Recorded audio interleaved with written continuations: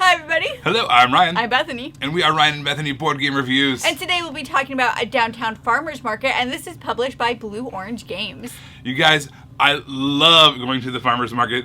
It is one of my favorite things to do in our city, and ours is, of course, takes place downtown, so it was perfect. I actually took some pictures of this game at our farmer's market, so stay tuned to the end of the video if you want to see those, because they make me laugh. It was very meta.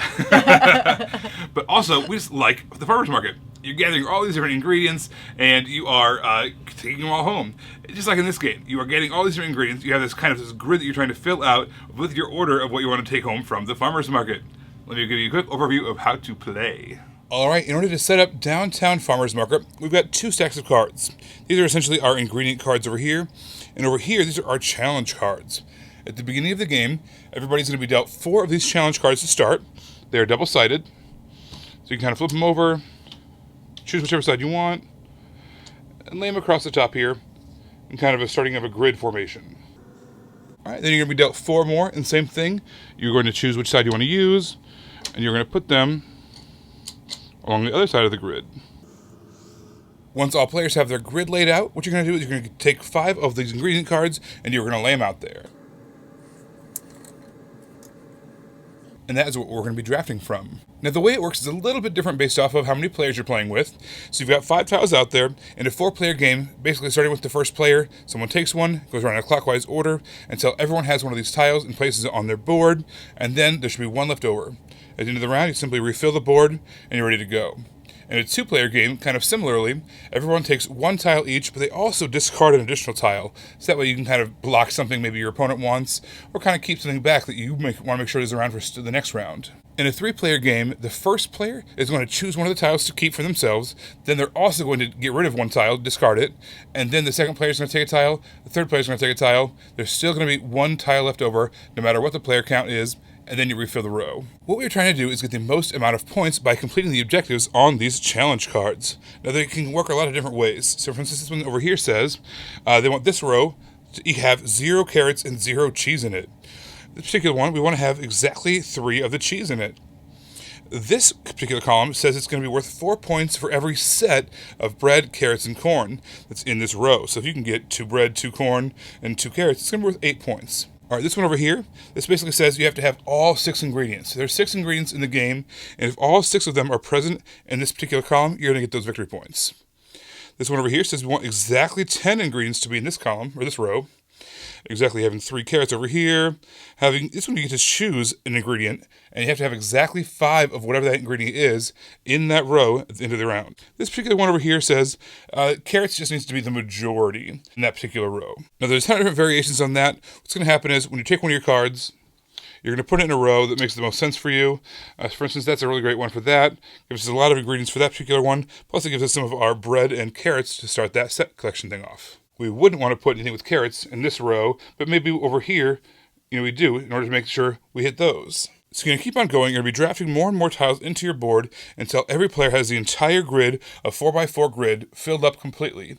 At that point, you're just going to go around the edge of your grid, see whether or not you've met the conditions that make it score, and if you have, you gain those points. You add up all the points that you've earned, and whoever has the most amount of points at the end of the game wins. The hate drafting in this game is real, and I am here for it. Like, if you can't help yourself, at least you can hurt others, and that's the best you can hope for in a game. I think it was the Bible that said that. Exactly. But it was like, because you can see everybody's grid, so you're like, well, that's not going to help me, but it's going to help them. Discard. I love how accessible and simple this game was. I remember when I first opened it up, hadn't even read the rules yet. I just kind of saw a couple of the pictures, and I was like, I understand how to play this game. By instantaneously, I opened the box and just kind of like, I got it. It clicked. And sure enough, I read the rules and I was right. This game was just that intuitive that just right out of the box, you are ready to play. You're shuffling a couple decks of tiles and you're going. It's just very, very intuitive, easy to learn, easy to teach, easy to play, but not so easy to score well at. Oh my gosh. This game is so thinky. Like, for this little game that, like Ryan said, is really easy to introduce, really easy to learn, it is so thinky. Like, for me, those first 4 to 5 tiles that I'm drafting are like the hardest. Like I have to commit. I have to see, is that going to work? Is it going to work here or here or here? But if I put it here, then I won't be able to place anything like this over here. And I mean, after you started filling it out, you kind of like have committed. You know, I'm sacrificing this aisle. Nothing's going to happen here. And then you can like move on to other things. But gosh, it was so thinky. For me, it was kind of like the second half of the game. Like those last few tiles that you were playing, you know, it was like, I'm going to have to give up one of these tiles. You know, I have to take this tile, but what's it going to be? Do I going to sacrifice this column, or am I going to sacrifice this column, or what am I going to do if I still give a chance at this one if I leave that one there? But I don't know what else is going to come out. So yeah, I thought the second half of the game for me was like where it was like the most tense, which I really enjoyed. Yeah. Overall, we just had a blast with this game. It was so fun. Like Ryan said, we just kind of like knew how to play the game before we had to learn the game, and it was really intuitive like that. And I feel like this is a game that you should definitely play with people who don't know they're gamers yet. Like, you've played a few games with them, and they like games, but they're not, like, they wouldn't call themselves a gamer yet. This is the game. Like, not entry level, like, next step. I feel like we need to play this with my niece. Yeah, she would love this. I feel like she'd be all about this game, and I think, like, the thinkiness, I'd be afraid to see that thinkiness. Yes, it's like it's plotting. Yes. But this is definitely the game. It was quick and easy, but it was definitely gave you that next step in brain power. Yeah. This hit me on a ton of different levels. I mean, it was so fast. It was thinky. It gave me the satisfaction of you know, burning your brain just a little bit in a really, really small time frame. And it reminded me of some other great games that I really like Point Salad, for instance. That's a fantastic game, and this gave me Point Salad vibes.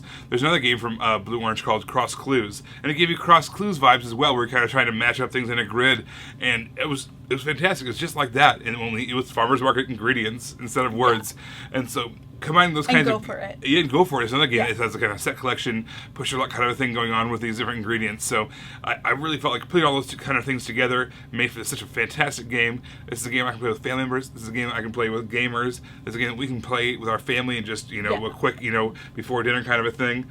It hit me on a lot of different levels. I really enjoyed the heck out of Downtown Farmers Market. Everybody, thank you so much for watching. Don't forget to subscribe so you can see our videos as they come out. And let us know in the comments below. Ryan and I want to know, what is your like go-to thing whenever you go to the farmer's market? For me, I always try to find a loose leaf tea vendor. I like those little tiny loaves of bread. Yes, those really tiny little loaves of bread. But we want to know what yours is. Let us know in the comments below. You guys, thanks for watching, and we will see you next time. Bye.